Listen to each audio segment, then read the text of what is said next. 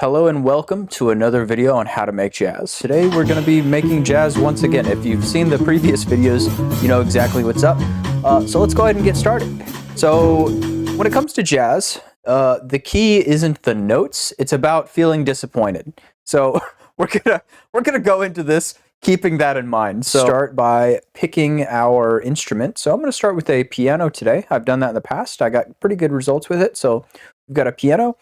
And then we are going to pick our key. So when it comes to any jazz key, what you want to do is, oh, there we go. Turn the key off, okay? When it comes to jazz, you don't really play in any singular key. You kind of go between keys in a way that makes sense, in a way that disappoints your parents. Let's start by placing down some notes. And like I said, we're going to just kind of play between keys in a way that, you know, sounds nice. So let's go ahead and put a couple of notes down and just kind of see what it sounds like. And that is called emotional tension. So what we're going to do is we're going to keep that emotional tension and bring this over here, copy it over. We're going to take the bottom, half of these notes or so and pitch them up 2 semitones because it's jazz. So let's go ahead and copy and paste that over and give it a listen. Oh, brother! Perfect. That's exactly what we're looking for. Let's copy and paste this over, and let's add a little bit of variation by pitching this half up 3 semitones because it's jazz. So let's go ahead and give it another listen.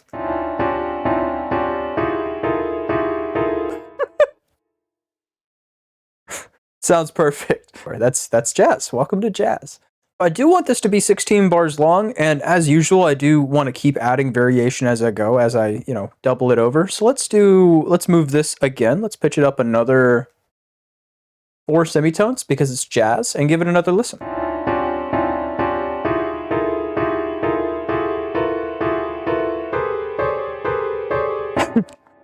All right, so far we've only really worried about the notes and where they are or are not placed. Something else that's important for jazz is timing.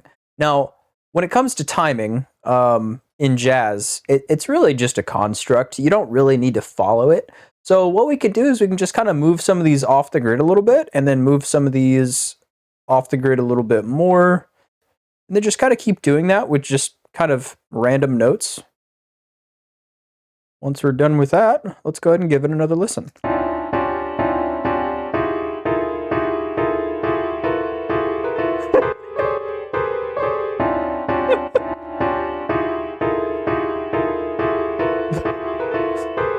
The off timing makes it so much worse. I love it. I love it so much. Are you so far so good? And one rule to remember when you're making jazz is if you make something that sounds good, immediately move your hand and change something.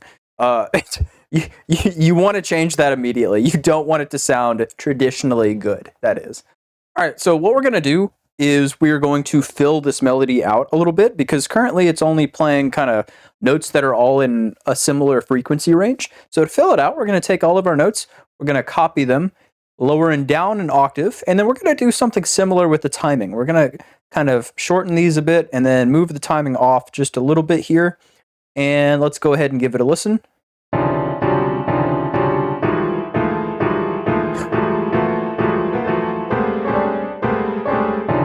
If it sounds like you threw a piano down a hallway or down a staircase, it's authentic, okay? It literally sounds like you threw a piano down a staircase. Okay, so let's add a second instrument to this because usually jazz has more than one instrument. So we've got a piano. Something else that's typically used in jazz are horns. So let's go find some brass instruments.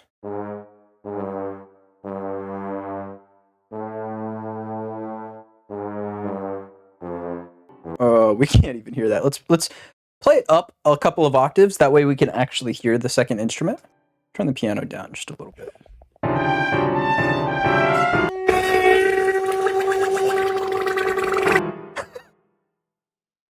Remember, if it sounds like your 2 instruments are not playing in the same time signature, it's called polyrhythm. That's what jazz is all about, is polyrhythms. We're going to copy this over, and we're going to move them over just a little bit more, just to add a little bit more polyrhythm to it.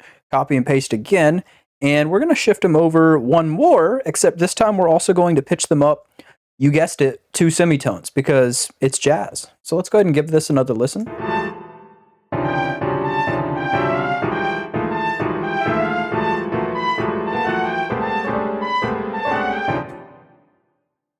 sounds amazing. It's perfect. All right, so a big part of jazz is improvisation. So what I'm actually going to do now is pick another instrument, and I'm just going to improvise on the spot and see if we can come up with something that sounds pretty cool.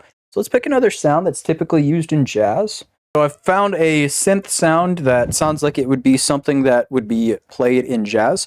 So what I'm going to do now is I'm going to copy and paste this over, and then I'm going to record in some notes and this particular sound. So let's go ahead and hit that, hit play, and then I'm just going to improvise a little bit. And remember, when you're improvising, improvisation is when you express your inner truth. So keep that in mind when you hear this.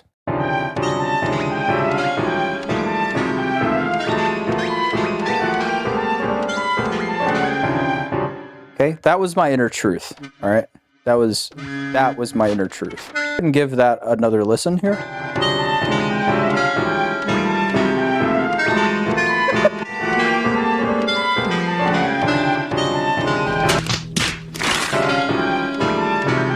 That is my inner truth.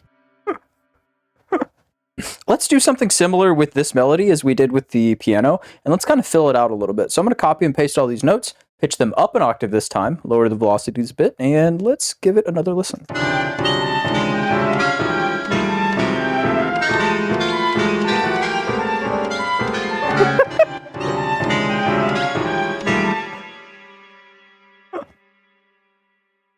I can't listen to it without laughing because it's just so amazing. It's the best. It is the greatest thing I think I've ever created so far.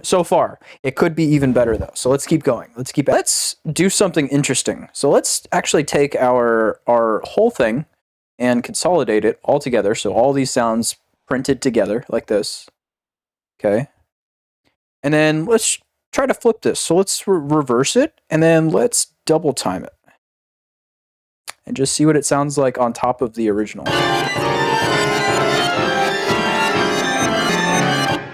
That sounds amazing. I don't think we could have come up with anything greater. I think we're done with the melody for this. Let's go ahead and start adding drums. And remember, if the drummer and the notes do not agree with each other, it's called polyrhythm. Just like with the melodies.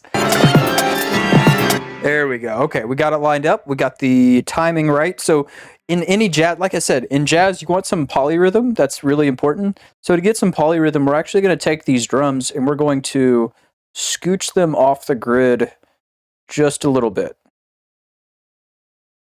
Okay. And let's go ahead and give it a listen.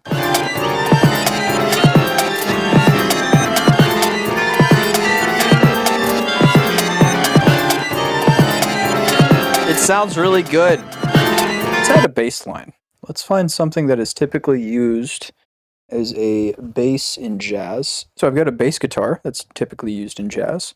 All right, so let's lay down our bass line. All right, so to find the bass line of any jazz melody, what you're going to want to do is go below the lowest notes and just play your bass there. And again, we want some polyrhythm, so we're going to just kind of put these off time ever so slightly just to kind of give it a little extra rhythmic flavor, if you will. And paste this over, and then let's pitch these up 4 semitones because it's jazz.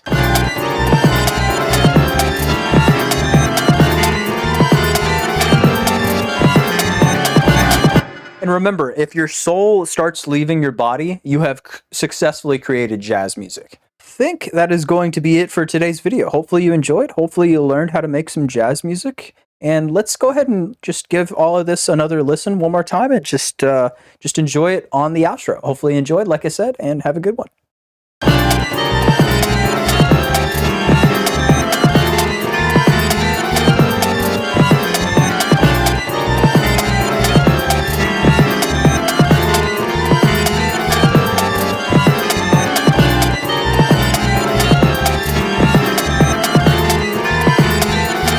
Holy cow, that's terrible.